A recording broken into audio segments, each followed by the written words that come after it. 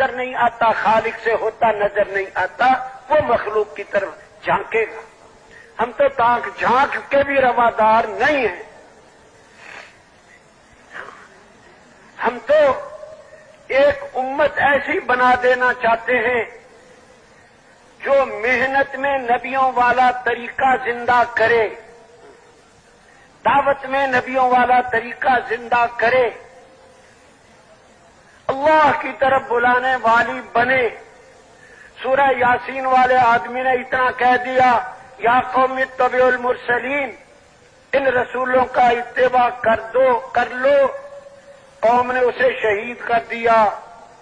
اللہ کے نبی کہتے ہیں یہ صدیق تھا اپنے وقت کا۔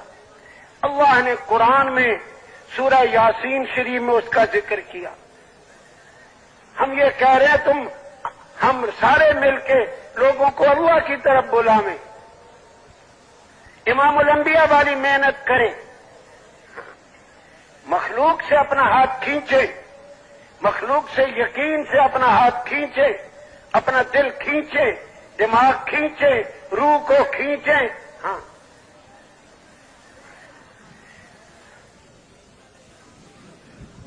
فرعونی قوم کا ایک آدمی مسلمان ہو گیا، اپنا اسلام چھپایا ہوا تھا، فرعون کی مجلس میں آتا جاتا تھا، فرعونی قوم کا آدمی تھا۔ فرعون نے کہا میں موسیٰ کو قتل کرتا ہوں، اب یہ برداشت نہ کر سکا، اس نے زوردار بیان دیا اسی مجلس میں، بادشاہ کے سامنے للکار کے بیان دے دیا۔ اللہ نے اس مومن کے نام کی قرآن میں سورہ مومن اتاری، 24واں پارہ، 2 رکوعوں میں اس کا بیان قرآن نے سنایا ہے۔ آدھے پارے کی صورت امام الانبیاء کے ارشاد سے معلوم ہوتا ہے یہ بھی اپنے وقت کا صدیق تھا۔ نبیوں سے نیچا درجہ صدیقین کا ہوتا ہے۔ اور تیسرا حضرت ابوبکر کو بھی آپ نے صدیق فرمایا۔ 3 شخصیات کو امام الانبیاء نے نامزد صدیق کہا ہے۔ یہ ہے ایمان کی دعوت دینا، اس پہ اللہ کو اتنا پیار آتا ہے۔ اصحاب کہف نبی نہیں تھے، بادشاہ کہتا تھا مجھے رب مانو، انہوں نے کہا کہ یہ ہمیں قتل کرائے گا، اپنا ایمان بچانے کے لیے نکل گئے۔ اللہ نے قرآن میں سورہ کہف اتاری، اس میں ان کا بیان کیا، ان کی تعریف کی۔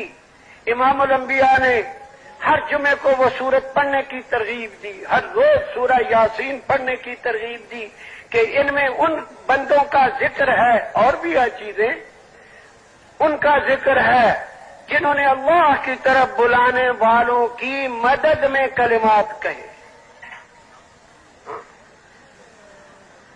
اب سوچنے والی بات یہ ہے، اس نے کہہ دیا ان رسولوں کا اتباع کر دو، تو اللہ نے قرآن میں سورہ یاسین میں حکم دے دیا جو نبیوں والے کام کو اپنا کام بنائے، رات دن اپنی محنت بنائے، اپنا مقصد بنائے، نبیوں کی طرح لوگوں کے پیچھے مارا مارا پھرے، ان کو ایمان کی مجلسوں میں لائے، تعلیم کے حلقوں میں بٹھائے، ان کو ذکر و عبادت پہ لائے، خدمت گزاری پہ لائے، اخلاص پہ لائے، اچھے اخلاق پہ لائے، اس کو اللہ کے ہاں سے کیا ملے گا یہ خود سوچ لو۔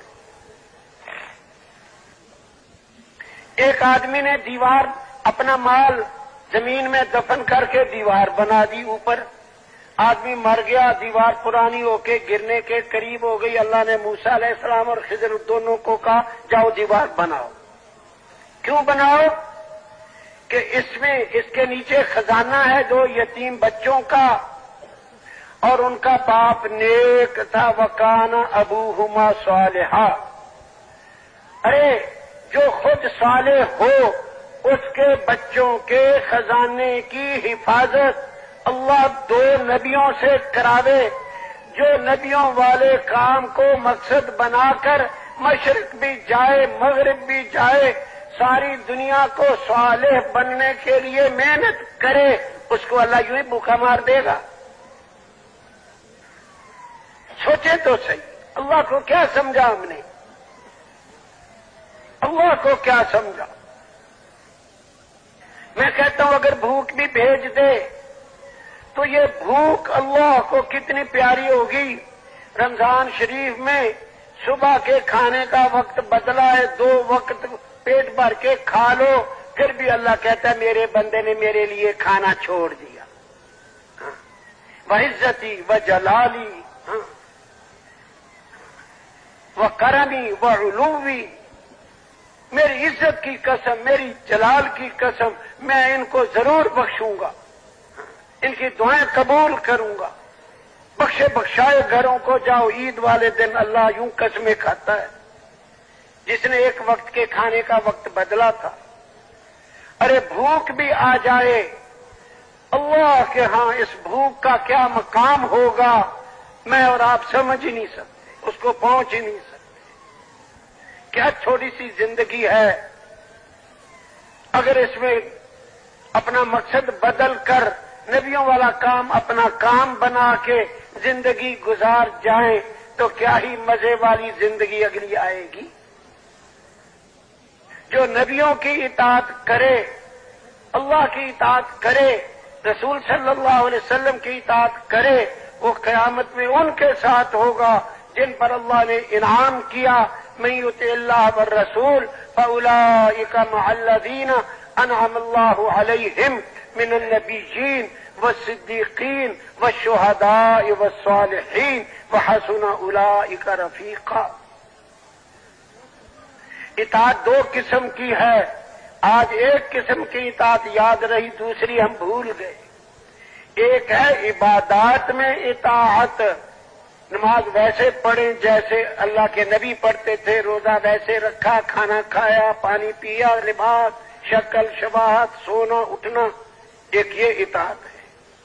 اور ایک اطاعت ہے مقصد میں، ساری دنیا میں آپ نے دین کیسے پھیلایا، دین کی خاطر، دین پھیلانے کی خاطر کیا کیا قربانیاں دے گئے، مشرق مغرب شمال جنوب پھیلے، ایک ایک کے پیچھے پھرے ہیں، اور کتنا پھرے ہیں، بے تاب ہو کے پھرے ہیں، دیوانہ وار پھرے ہیں۔ ایک ہے اس میں اطاعت، نبی کا اتباع عبادات میں بھی کریں گے، مقصد میں بھی کریں گے۔ مقصد میں اتباع کرنے ہی سے تو ساری دنیا میں دین آتا ہے۔ صرف عبادات میں اتباع کر لیا، تھوڑے دنوں میں یہ عابد فوت ہو گیا، سیٹ خالی ہو گئی۔ اسی لیے تو آج ساری دنیا میں بے دینی ہو رہی ہے کہ نبی علیہ السلام کی اتباع مقصد میں چھوڑ دی ہم نے۔ وظیفے سنت والے کرتے ہیں، رات کو آیت الکرسی پڑھی، سورۃ ملک پڑھی، تسبیحات فاطمہ پڑھی، صبح کو اٹھے اور تہجد پڑھی، اور سنت کے مطابق وضو، مسواک اور اشراق، سنت کے مطابق کھانا، اور اس کے بعد چل اپنے کاروبار میں لگ گئے، مال کمانے میں لگ گئے۔ میرے نبی کا سارا دن کیسے گزرتا تھا، میرے نبی کی راتیں سارا دن، ساری رات کیسے راتیں گزرتی تھیں، اس میں اتباع ہم سہو ہو گیا، بھول ہو گئی۔ جو ہو گیا ہم اسی پہ ندامت کریں، اللہ کے ہاں شرمندہ ہو جائیں کہ اللہ میں شرمسار ہوں، تیری نعمتیں کھاتا رہا، اور کی طرف بھاگتا رہا، تیرے بندوں کی خیر خواہی، تیرے نبی کی امت، اس کو صحیح رخ پہ لانا یہ چھوڑ دیا، امت گمراہی کے دروازوں پہ جا کھڑی ہوئی۔ مجھ سے قصور ہوا، مجھ سے ظلم ہوا، ظلم عظیم ہوا، جرم عظیم ہوا۔